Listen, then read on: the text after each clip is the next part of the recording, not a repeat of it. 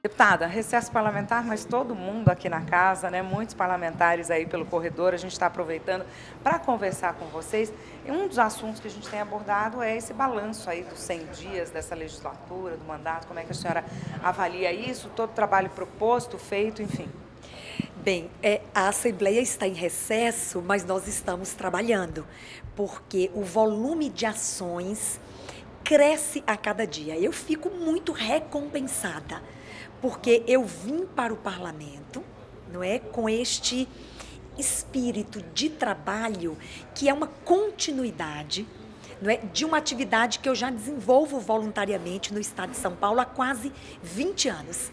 Então a gente chega no parlamento com esta possibilidade de fortalecimento de uma causa que eu já tenho dedicado a minha vida a ela. Portanto, estar aqui durante o recesso parlamentar, para mim, é recompensador, porque a gente consegue avançar mais nas ações, inclusive externas, porque não estamos tendo atividades no plenário. Bem, eu quero falar um pouquinho dos 100 dias. Foram 100 dias intensos e incansáveis.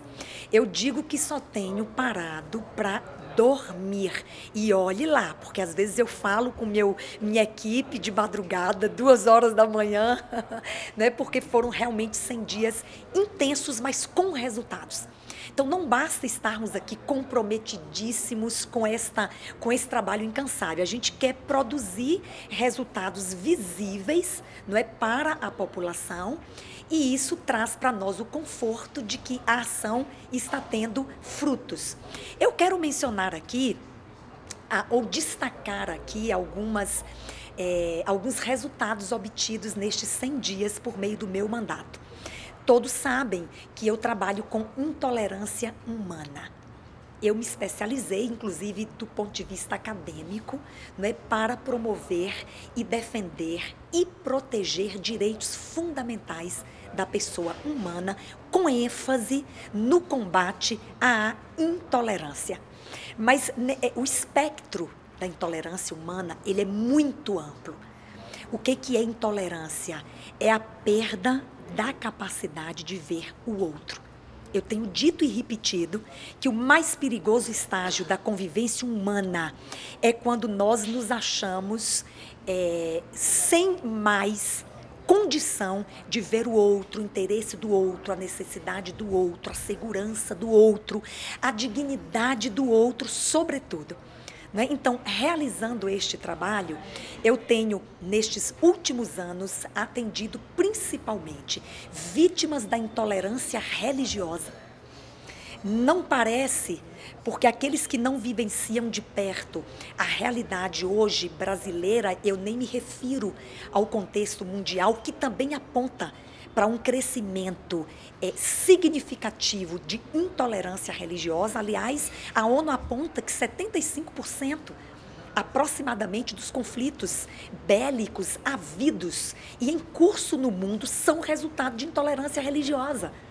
Portanto, estamos falando de um assunto seríssimo que diz respeito diretamente à segurança das pessoas, não é? Mas aqui no Brasil, e aí eu quero destacar a nossa realidade, não é? Os números também apontam, basta fazer uma breve busca, não é, em estatísticas do Ministério dos Direitos Humanos, que tem capturado essa demanda da intolerância religiosa, e eu digo que há uma subnotificação altíssima, porque as pessoas imaginam que não tem que denunciar, não é? Mas daquilo que foi capturado hoje no Brasil, a cada 15 horas é registrada uma denúncia de intolerância religiosa. Mas isso é muito pouco para as realidades que, por exemplo, eu tenho convivido com elas, pelo menos na última década. Né? Então, eu atendo vítimas da intolerância religiosa, são aqueles que estão sofrendo algum tipo de restrição, ou de natureza social, ou de natureza governamental, que lhes tira o acesso a direitos em razão da sua escolha religiosa. E a religiosidade envolve uma diversidade de práticas muito grandes que precisam ser acomodadas ao cotidiano do Estado e ao cotidiano das pessoas. Portanto, eu venho com esta experiência e este acúmulo porque eu fui membro fundadora da primeira comissão de liberdade religiosa da OAB no Brasil, que já completa agora em agosto 13 anos de existência. Eu deixei a presidência da comissão para assumir o mandato. Este acúmulo me trouxe para o parlamento com um objetivo claro. Nós precisamos regulamentar de uma forma mais clara o exercício do direito constitucional já garantido de liberdade religiosa. O artigo 5º, inciso 8º da Constituição Federal diz que ninguém será privado de direitos em razão de sua crença religiosa. Ninguém é ninguém, nenhum indivíduo, né, pode sofrer qualquer violação à sua dignidade, à sua segurança, violação ao seu espaço religioso, não é? Em razão da escolha religiosa que fez. Então, uma grande vitória que eu quero contar agora, que acho que coroa de forma extraordinária os meus 100 dias de mandato, é o PL 790, que nós propusemos aqui na casa, que vai instituir a Lei Estadual de Liberdade Religiosa. É uma lei inédita no Brasil, não há notícia de outro estado da federação, não é, que tenha uma legislação com a amplitude desta que nós estamos propondo, mais de 80 artigos, contemplando as mais variadas relações religiosas no âmbito da convivência humana, não é? E acredito que é uma legislação divisora de águas e que vai demarcar aqui no estado de São Paulo, vai criar melhores condições para o exercício do direito mais caro à dignidade das pessoas, que é o direito de liberdade religiosa. Então, o PL já começou a tramitar na casa e nós estamos agora, depois do recesso, na expectativa de que ele avance e que nós tenhamos um amplo debate.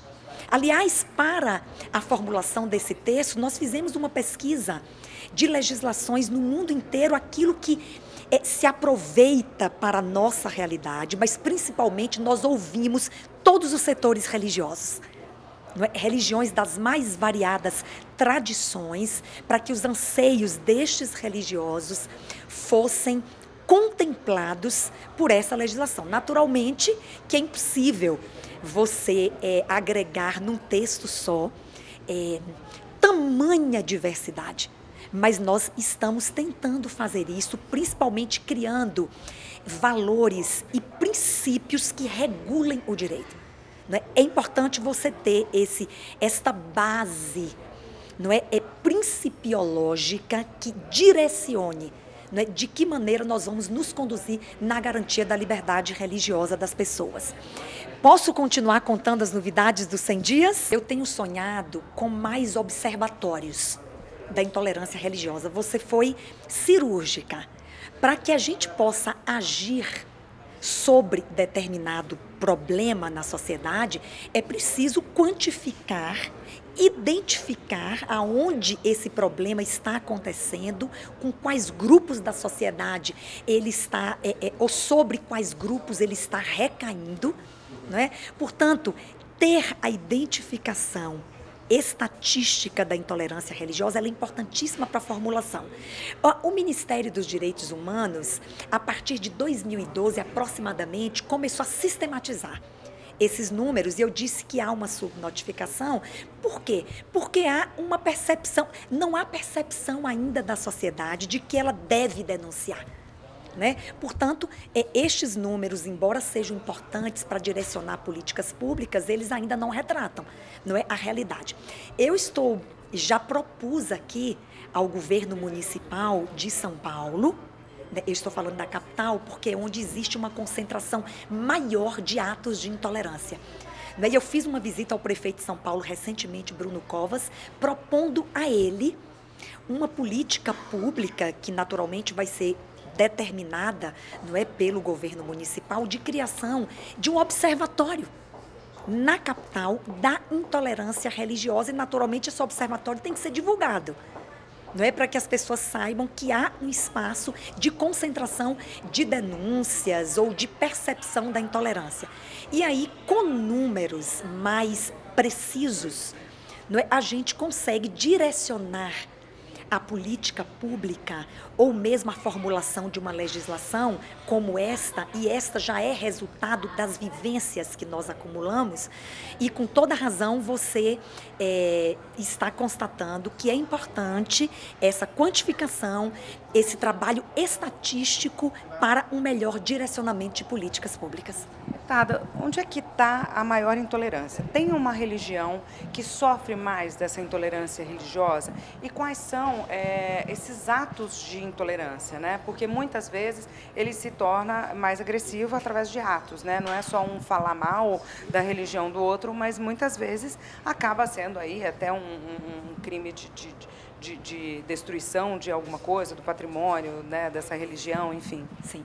71% da intolerância religiosa no Brasil, ela é direcionada para as religiões de matrizes africanas. Não é? Então, é um número muito expressivo destes religiosos que têm sofrido desde violência simbólica, e você distinguiu muito bem aí, né? Existe a violência simbólica, aquela que é manifestada num simples ato de rejeição, não é, sem qualquer outra expressão, não é, até um xingamento ou a restrição, a retirada de um direito por causa da religião da pessoa. Essa é uma violência simbólica. Mas existe a violência real. A violência real, ela é concretizada por meio de ações de depredação de patrimônio. Você mencionou, nós estamos assistindo de forma recorrente nos noticiários, não é?